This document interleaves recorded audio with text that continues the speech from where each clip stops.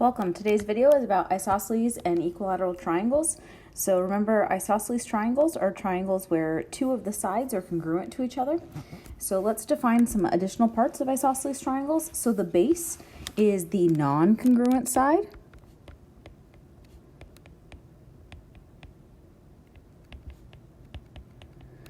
The legs are the two congruent sides.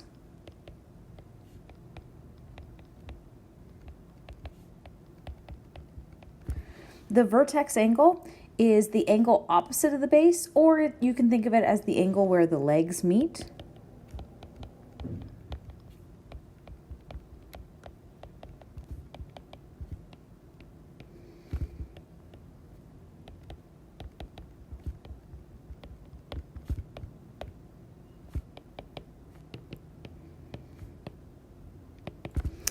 And then the last thing about a isosceles triangle is the base angles, and these are the two angles where each leg meets the base, or they are the angles that are opposite of the legs. By that, remember, opposite means it's the side, the angle that doesn't touch that side.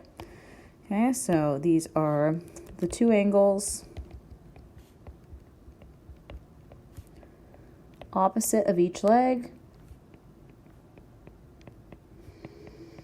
Or you can think about it as the angles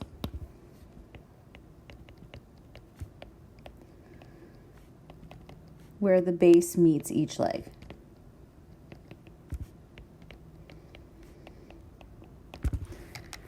Great. So our first theorem for today is the isosceles triangle theorem, which we are going to prove below. But we also have the converse of it, and then we also have another theorem which doesn't have an official name, but we're going to name it ourselves. So the isosceles triangle theorem says if two sides of a triangle are congruent, then the angles opposite those sides are congruent. So if AC is congruent to BC, then angle A is congruent to angle B. And a lot of you have already been using this concept. You've talked about it before in previous classes, is my guess. But remember, originally our isosceles triangle theorem, or our isosceles triangle definition, only talked about sides being congruent and not angles. But now we know that the angles are congruent as well. And the converse of that says if the two angles, so if A is congruent to B, angle A congruent to angle B, then the sides AC and BC are congruent. Okay? Then the last theorem, which we're going to name, remember, you don't need to know these numbers. Those are irrelevant. They're just copied from a previous book. But the names are important. And so the last one doesn't have a name, but we're going to name it. We're going to call this the isosceles perpendicular bisector theorem. And what this theorem says is it says if the bisector of the vertex angle, okay, so bisector of the vertex angle is going to be angle C is our vertex angle, and so I bisect it, meaning CD cuts it into two congruent halves here of an isosceles triangle, so we got to make sure it's an isosceles triangle. It is going to be the perpendicular bisector of the base. So that means perpendicular bisector of the base, it means it's going to divide that base into two congruent halves, so AD is congruent to DB, and perpendicular. So perpendicular means that it's going to be at a 90-degree angle there. Okay, so we got a right angle. So here are the two statements. So perpendicular bisector always gives you two things. The first thing is the perpendicular, and the second thing is the bisecting piece, which cuts that segment in half. All right. So we're going to prove the isosceles triangle theorem. So we're going to prove this theorem here, the first one. So we're going to begin with an isosceles triangle XYZ, and our two legs are XY and XZ, and they're congruent. And then the first thing we're going to do is we are going to draw a bisector, and we know we can do this because we've done constructions. So we're going to draw a new segment, XB, which is the bisector of that vertex angle. So my vertex angle is up here, angle X. So in this given, all we know is we have an isosceles triangle. So those are the two sides, XY and XZ are congruent. And we also know that that segment we constructed is a bisector, an angle bisector. Our goal is to then show that angle Y is congruent to angle Z. So I want to show that these two angles here are congruent. So in your notes, you should already have the table and already started for you. So step 1, xy is congruent to xz, and segment xb bisects angle yxz, and that's your given. Step 2, we then know that angle 1 is congruent to angle 2, and we know that because we constructed it as a bisector. So definition of bisector, or definition of bisect. So remember, the next steps should always come directly from the given. So I'm just using what's in the given to get more information. So what do the things in the given mean? All right, then the next thing we're going to say is, well, why might that bisector be important? Well, if I look, I get two triangles here. I get one here and one here. So I have congruent angles and a congruent side. Oh, and they share a side. So XB is congruent to itself because it's that shared side. The official way to say that is reflexive property. Then, once I have that, I can say those triangles are congruent because now I have side, angle, side. So triangle YXB is congruent to triangle ZXB, side, angle, side. And then lastly, remember, if we have congruent triangles, all of their corresponding parts are congruent. And so then we can say, oh, hey, Y and X, or Y and Z, excuse me, are in the same position. So angle Y is then congruent to angle Z. And that's because corresponding, oops, if I could spell correctly, corresponding parts of congruent triangles are congruent. Now, this is something we're going to use a lot from now on, so we're going to abbreviate this as corresponding parts of congruent triangles are congruent. So CPCTC. All right, so you use CPCTC after you have said two triangles are congruent. Okay, so it's the step after triangle congruent to triangle. Okay, so that is what we're going to be doing with some proofs, and you're going to get some more practice on proofs in the next class, and we're going to be using CPCTC a lot more there. So we proved our theorem, so we are finished. All right, let's do some more examples. So in these examples, what I would recommend doing is go ahead and pausing the video, try them on your own, and then you can press play and see how you did. All right, so the first example says for A and B, explain why each statement is true. So the first one says angle WVS, so WVS is right here, is congruent to angle S. Well, I know this is true because I have an isosceles triangle here. So I know it's isosceles since VW is congruent to SW. Okay, so isosceles triangle theorem, the one we just proved,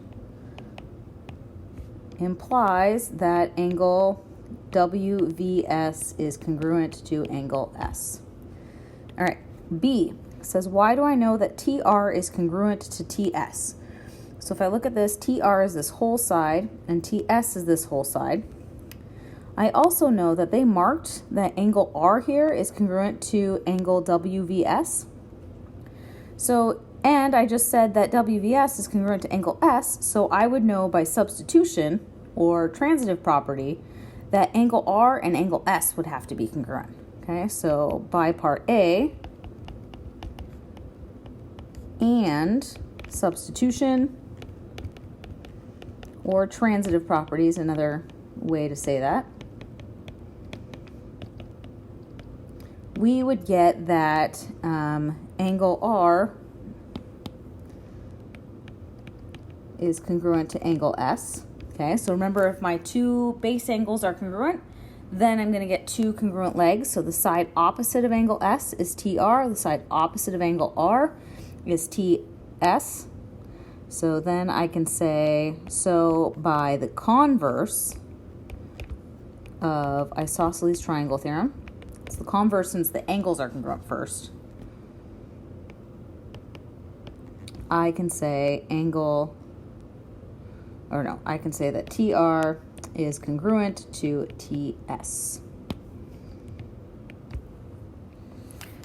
All right, then the next thing it asks us is, can you deduce that triangle RUV, so where's RUV? RUV is this triangle here. Can we deduce that that is isosceles? So what do I know about that? The only thing I know is that I have this angle here is congruent to this angle and this angle. That does not give me enough information about this angle or this angle in order to prove it is isosceles. So the answer is no. Okay, not enough information to know that two angles or two sides are congruent. All right, so D is actually a separate problem. I think on your notes I might have marked it as number 2. Okay, so this one's separate. It says find the value of Y. So if I look at this, I know in my big triangle here, I know that all of those have to add up to be 180. So if I did that, and let's see here, I have this is congruent to this, which means that my base angles, so this one here and this one here are congruent. And this is marked congruent, so this is also Y. So this must also be 63.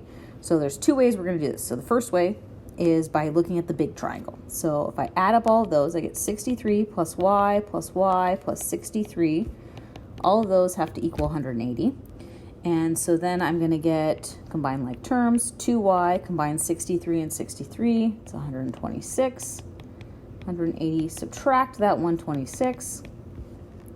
I get 2Y equals 54, or I get Y equals 27. Okay, so that's one way. Another way is if I looked at this, I know that this is an isosceles triangle because I have 2 congruent sides, and my vertex angle is getting bisected, which means that this is going to be 90 degrees here.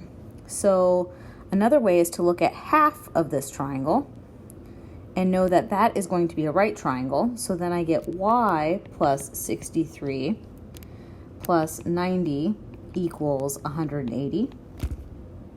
And so then if I go through and look at this, I can go ahead and subtract that 63 and that 90 from both sides. And then I would get Y equals 27. Okay, so either way is an appropriate way to answer that question. All right, the next thing we're going to do is a little bit of an extension of talking about isosceles triangles. So if we think about isosceles triangles is when 2 sides are congruent, and we also have a thing called equilateral triangles, which is when 3 sides are congruent. So if we just kind of extend these ideas from 2 sides to 3 sides, we can talk about equilateral triangles. And so when we extend theorems, those are called corollaries. So corollary is a new theorem that is usually just a special case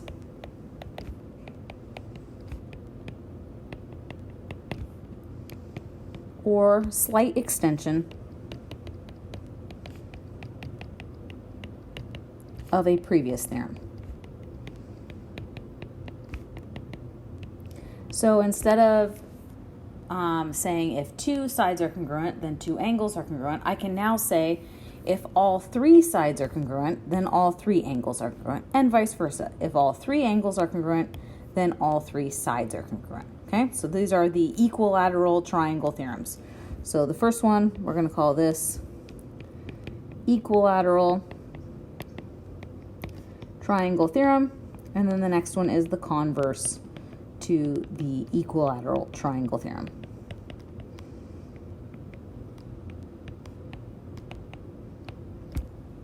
And we have one last example. So if you want to go ahead and pause your video again, try this on your own, and then press play to see how you did. So this says a landscaper uses rectangles and equilateral triangles for the path around the hexagonal garden. Find the value of X. So we know we have rectangles. So rectangles are defined by 4 right angles. Ooh, that's a bad color. Oops, sorry. Let me pick a different color here. Let's do my rectangles. Let's do rectangles in blue. Why not? So rectangles. So I know that this is a right angle. All these are right angles, but I only really care about that one right there. And then, oh, here's another right angle here. And then I'm also using equilateral triangles, which means that all three of these angles are congruent. And so if I have the 180 and I divide it by 3 congruent angles, I know that each of them is 60 degrees. So then if I look here, I know around this point, I have to have 360 degrees. So I have two 90-degree angles, 90 plus 90. I have one 60-degree angle. And then I have my x. And then when I add all of those up, they have to add to 360. So then, let me pull out my calculator here.